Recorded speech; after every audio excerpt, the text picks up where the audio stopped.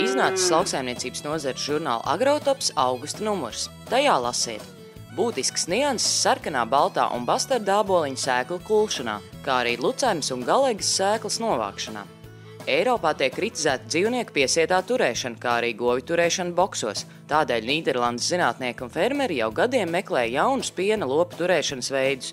Kā gūt vislielāko labumu no graudaugu produktu lietošanas, izvēloties rudzmaizi vai maizi ar miežu piedevām, kurā bioloģiski aktīvo vielu daudzums ir stipri lielāks nekā no baltajiem miltiem ražotajos produktos.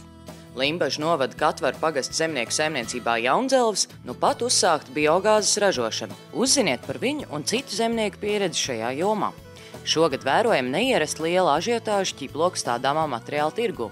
Daudz interesanti vēlas uzzināt par ķiploku audzēšanu un stādāmā materiāla iegādes iespējām. 7 km no Embūtes atrodas zemeņu, aveņu un krūmeleņu audzētavu augstajos tuneļos. Šo audzēšanas tehnoloģiju plaši izmanto Rietuma Eiropā, bet Latvijā tā ir jaunums. To visu un vēl daudz ko citu noderīgu atradīsiet Agrotopa augusta numurā.